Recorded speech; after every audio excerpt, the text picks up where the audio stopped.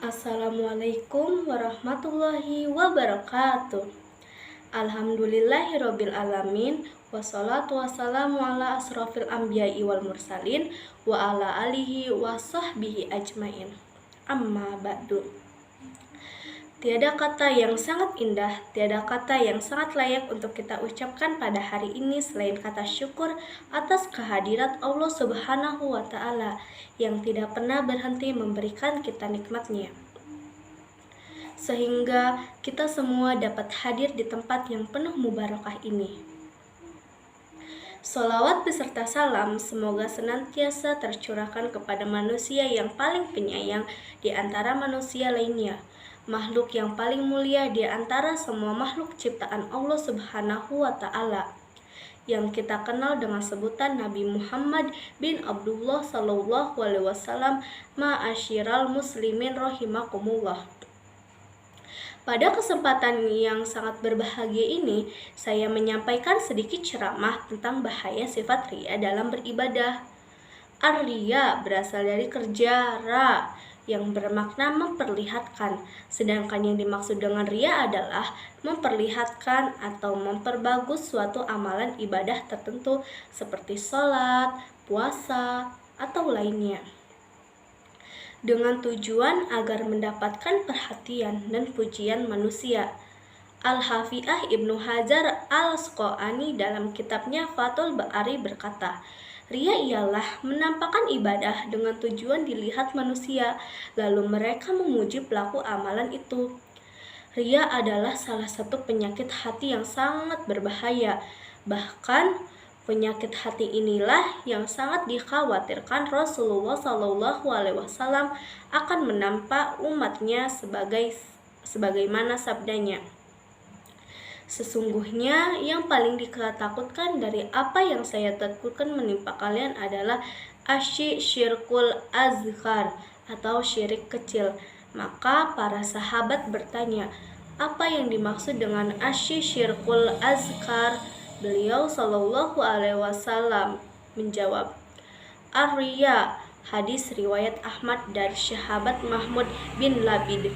Mengapa Rasulullah sampai takut penyakit hati ini akan menimpa umatnya? Begitu berbahayakah sifat riya ini? Telah jelas bahwa sifat riya sangatlah berbahaya. Ada sebuah kisah yang menceritakan tentang bahayanya sifat riya ini dari Abu Hurairah bahwa telah berkata seorang penduduk Syam yang bernama Natil kepadanya, wahai Syekh, ceritakan kepada kami suatu hadis yang engkau dengar dari Rasulullah SAW. Abu Hurairah menjawab, baiklah, aku telah mendengar Rasulullah SAW bersabda, sesungguhnya orang yang pertama kali didatangkan pada hari kiamat adalah seorang laki-laki yang mati syahid, dan dia diberitahukan sebagai kenikmatannya, sehingga ia pun mengetahuinya. Kemudian orang itu ditanya, apa yang telah engkau lakukan di dunia? Orang itu menjawab, aku telah berperang di jalan Allah sehingga aku mati syahid.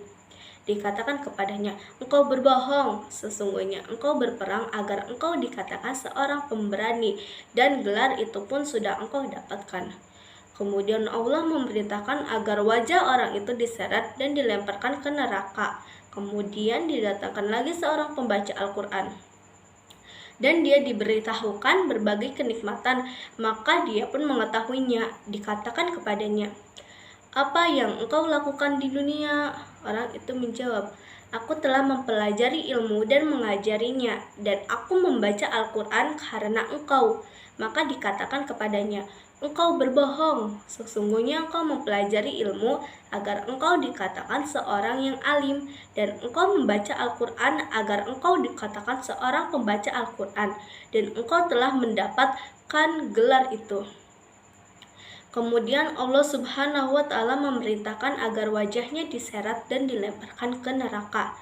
Kemudian didatangkan lagi seorang yang Allah berikan kepadanya kelapangan harta, dan dia menginfakkan seluruh hartanya itu, dan dia diberitahukan berbagai kenikmatan, maka dia pun mengetahuinya. Dikatakan kepadanya, "Apa yang engkau lakukan di dunia?" Orang itu menjawab, "Aku tidak meninggalkan satu jalan pun yang engkau sukai untuk berinfak di dalamnya, kecuali aku telah menginfakkan di dalamnya karena engkau." Maka dikatakan kepadanya, "Engkau berbohong, sesungguhnya engkau melakukan hal itu agar engkau disebut sebagai seorang dermawan, dan engkau telah mendapatkan gelar itu." Kemudian orang itu diperintahkan agar wajahnya diseret dan dilemparkan ke neraka. Hadis riwayat Muslim. Dari kisah di atas telah memberikan pelajaran bagi kita bahwa kita melakukan sesuatu ibadah hanya karena ingin dilihat dan ingin dipuji oleh manusia.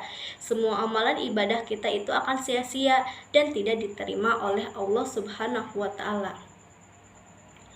Rasulullah Shallallahu alaihi wasallam pernah bersabda, "Sesungguhnya Allah Subhanahu wa taala tidak menerima suatu amal kecuali dengan ikhlas dan dengannya mengharap wajahnya." Riwayat Nasai dengan sanad bagus. Dan Allah Subhanahu wa taala berfirman, Quran surat Al-Ghasyiyah ayat 1 sampai dengan ayat keempat. 1. Sudah datanglah kepadamu berita tentang hari pembalasan. 2. Banyak muka pada hari itu tunduk terhina. 3. Bekerja keras lagi kepayahan. 4. Memasuki api yang sangat panas, neraka. Itulah bahaya dari sifat riya yang dijelaskan Allah Subhanahu wa taala di dalam Quran surat Al-Ghasyiyah. Allah menjelaskan bahwa betapa banyak ketika di dunia telah melakukan banyak amal ibadah, akan tetapi di akhirat mereka mendapatkan balasan api neraka karena mereka melakukan suatu ibadah bukan karena Allah Subhanahu wa taala, akan tetapi hanya ingin dilihat dan dipuji oleh manusia. Oleh karena itu, marilah kita membersihkan hati kita dengan memperbanyak istighfar, dan ketika kita melakukan suatu amalan ibadah, janganlah berniat untuk dipuji oleh manusia, karena semua itu akan menghapus pahala dari amalan ibadah yang kita kerjakan. Ada sebuah pantun yang telah saya buat berhubungan dengan bahaya sifat riya, dan pantun ini juga adalah pantun penutup dari ceramah singkat ini. Buah sarikaya dimakan gajah, gajahnya bengong di siang bolong. Orang yang riya dalam beribadah bagaikan menabung di kantong yang bolong. Inilah ceramah yang dapat saya sampaikan. Lebih dan kurangnya mohon dimaafkan.